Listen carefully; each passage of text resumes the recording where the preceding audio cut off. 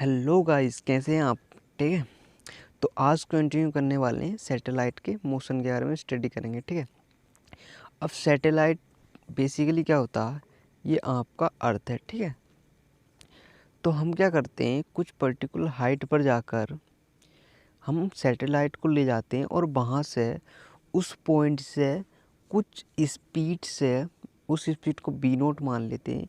वहाँ से सैटेलाइट को बी नोट स्पीड से थ्रो करते हैं और सैटेलाइट एक पर्टिकुलर ऑर्बिट में अर्थ के चारों तरफ घूमने लगता है। ठीक है। अब ये सैटेलाइट किस स्पीड से घूमता है, ये कितनी स्पीड हमें देनी चाहिए कि एक सैटेलाइट अर्थ के चारों ओर हमारे डिजायर्ड रेंज में घूमे। ठीक है। तो उसी सब को हम यहाँ पर देखने वाले हैं। ठीक है। अब क्या होता है, मान लेते हैं ये अर्थ है। हमने अर्थ की सरफेस से एच हाइट पर जाकर एक सैटेलाइट को बी नोट स्पीड से लॉन्च किया। ठीक है। और उसके बाद वो इस सर्कुलर ऑर्बिट में इस तरीके से मोशन करने लगी। ठीक है। तो हमें वो स्पीड फाइंड करनी है, वो वेलोसिटी फाइंड करनी है, वो वेलोसिटी कितनी होगी। ठीक है।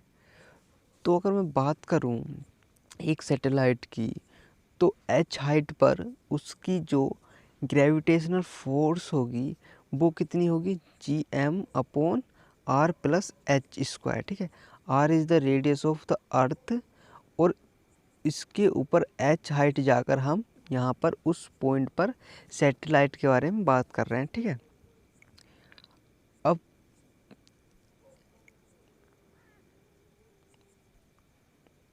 अब G M is the earth, capital M is the mass of the earth, small M is the mass of the satellite. ठीक है। G M R plus H square, ये हमारी ग्रेविटेशनल फोर्स होगी। अब अगर सैटेलाइट को सर्कुलर ऑर्बिट में घूमना तो उसको एक सेंट्रीपिटल फोर्स होगी। ठीक है।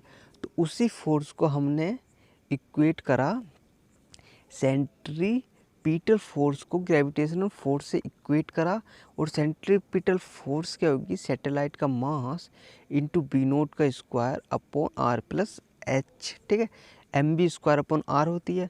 तो यहाँ पर जो सैटेलाइट का डिस्टेंस लेंगे वो अर्थ के हम सेंटर से लेंगे। ठीक है। ये उसका एक सर्कल है। ठीक है। और ये जो आर यहाँ पर हो जाएगी वो हो जाएगी R plus H. Okay. Now अब हमारे पास क्या आ गया, जी और आर हम स्मॉल आर में मान लेता हूँ कैपिटल आर प्लस आर अभी के लिए। ठीक है। इज इक्वल्स टू एम, तो एम से एम कैंसिल, एक आर से आर कैंसिल। ठीक है।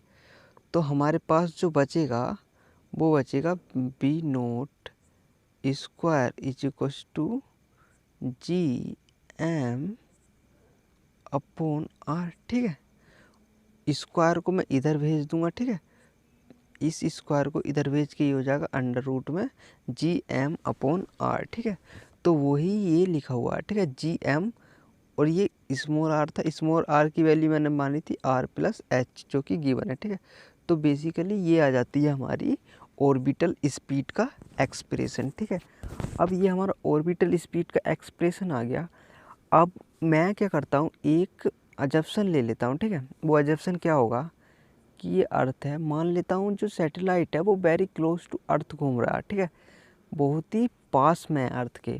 तो इसका मतलब क्या हुआ, जो रेडियस ऑफ द अर्थ हो जाएगी वो much much greater than height हो जाएगी, क्योंकि हाइट बिल्कुल पास में है।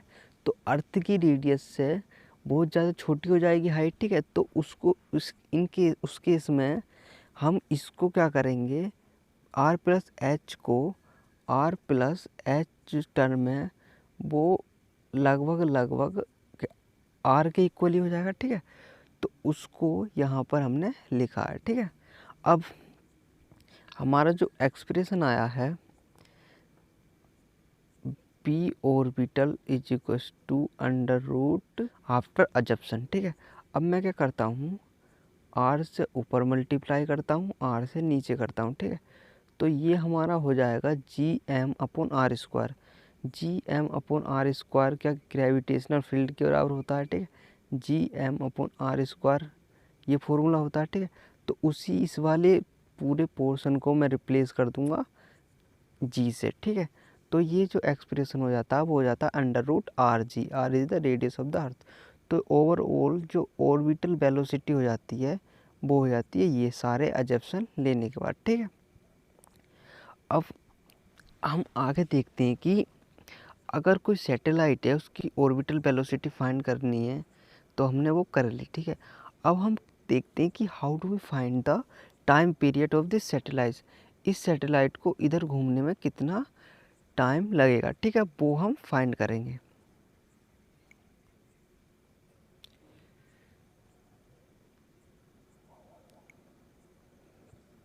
अब हमें पता है कि जो टाइम पीरियड होता है वो 2πr अपॉन बी होता है, ठीक है। तो यहाँ पर 2πr कितना है, r प्लस एच, ठीक है। b कितना है, ऑर्बिटल स्पीड b नोट, ठीक है। तो वही यहाँ पर लिख दिया है, ठीक है।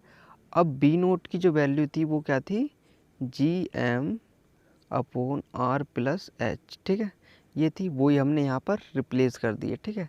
उसके बाद ये इस एक्सप्रेशन को अरेंज करने के बाद हमारे पास टाइम पीरियड ये आ गया, ठीक है। अब टाइम पीरियड ये आ गया, बेसिकली हमने जो इसमें आर प्लस एच लिया है, हमने आर नहीं लिया क्योंकि हमने आर जो आया था वो एक्सप्रेशन में, बी नोट के एक्सप्रेशन में अजप्शन लेने के बाद बचा था, ठीक है। अभी हम जनरल बात कर रहे हैं, तो time period is equals to ये आ गया, ठीक है।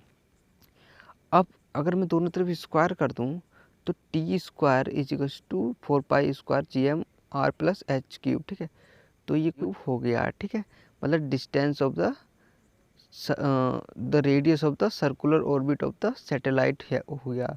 तो ये हमारा केपलर्स लॉ होता है, one of the Kepler's law, ठीक है।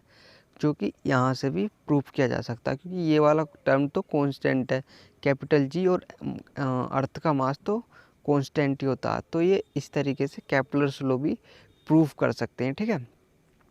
अब हम जो नेक्स्ट बात करने वाले हैं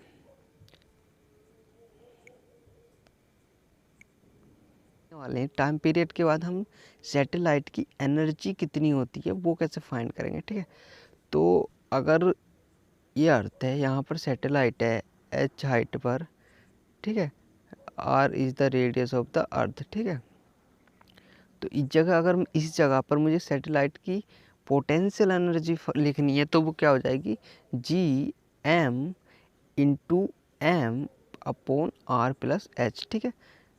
ये हमारी minus G into mass capital M into small M R plus H, ठीक है। तो ये हमारी पोटेंशियल एनर्जी हो जाएगी, ठीक है। उसके बाद मैं जानता हूँ काइनेटिक एनर्जी क्या होती है, हाफ एम बी स्क्वायर। यहाँ पर बी जो है इस सैटेलाइट का वो है ऑर्बिटल स्पीड, ठीक है। तो ये हो जाएगी हाफ एम बी स्क्वायर। वो बी की वैल्यू हम रिप्लेस कर देंगे G M bar under root G M by R. जब रिप्लेस करेंगे बी नोट की वैल्यू और उसका स्क्वायर करेंगे तो ये हो जाएगी G M upon R plus H, ठीक है। उसके बाद जो काइनेटिक एनर्जी आ जाएगी यहाँ से अरेंज करने के बाद, सॉल्व करने के बाद, वो ये आ जाती है, ठीक है, G M upon 2 R plus H, ठीक है। तो ये हमारी काइनेटिक एनर्जी आ जाती है। उसके बाद अगर हमें टोटल एनर्जी फाइंड करनी है तो वो क्या हो जाएगी, के ई प्लस पी, ठीक है। उन दोनों को जोड़ेंगे तो हमारी टोटल एनर्जी आ जाएगी। और इन दोनों एक्सप्रेशन को, के ई प्लस पोटेंशियल एनर्जी को जोड़ें तो हमारी जो टोटल एनर्जी आ जाती है वो आ जाती है minus G capital M into small M upon 2 into R plus H, ठीक है।